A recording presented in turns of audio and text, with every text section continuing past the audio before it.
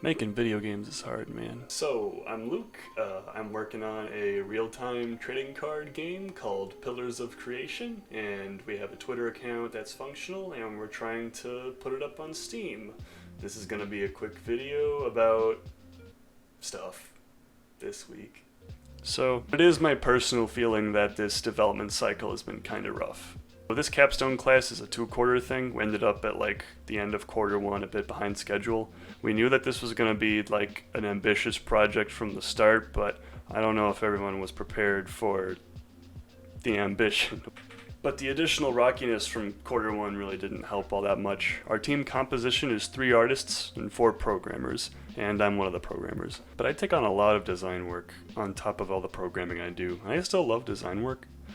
You know, normally I do a lot of solo games on the side.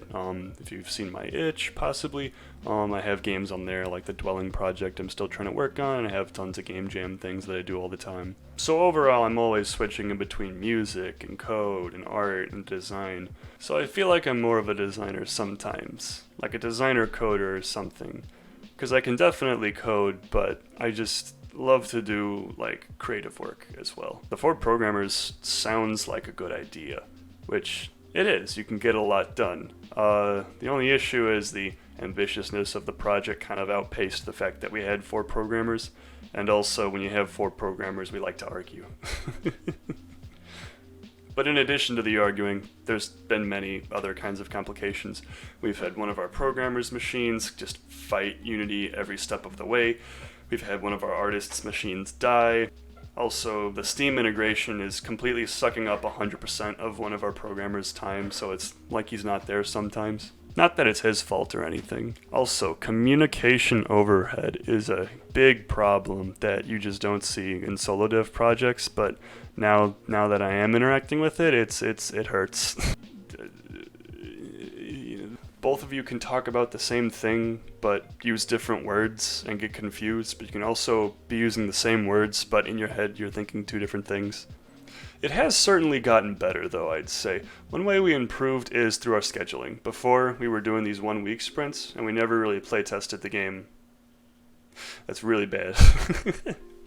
It took us till the end of the quarter to actually do a playtest. Now we have a much better structure. Now what we do is we do a 2-week cycle. The first week is just new feature implementation, and then after that week is done, we do a playtest, and then after that it's a 1-week bug fixing period. So that way we stay on top of bugs while also being able to implement new things.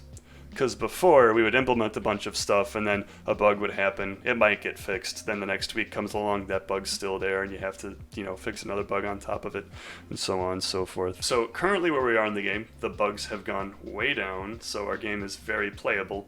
The problem is now we need our game to be very accessible as well. It's like there's a Maslow's hierarchy of needs for games, where like the bottom row is just getting the systems in, defining the structure. The next row up is fixing all the game-breaking bugs. Then the next row up, this is like the self-esteem level that's like, doesn't feel like it matters that much, but once you get there, you realize how much it does matter, which is now you have to think about player feedback and gameplay quality and polish and all those things. We ran a playtest or 2, and we found that there was a specific problem with the game that we need to fix. Our game has a mana system that allows you to spend a resource called mana on cards, and cards help you win the game. The problem is, towards the end of our game, there's so much mana and you get it so frequently that the best thing to do is always be playing cards, which means there's no strategy and it's just all spam. So we're looking into solutions, and we currently have a viable fix that we're gonna try talking about tomorrow. So I'm looking forward to that discussion because I would like the game to get a lot better and be more fun for new players to play. So I'll let you all know how that turns out. Thanks, bye.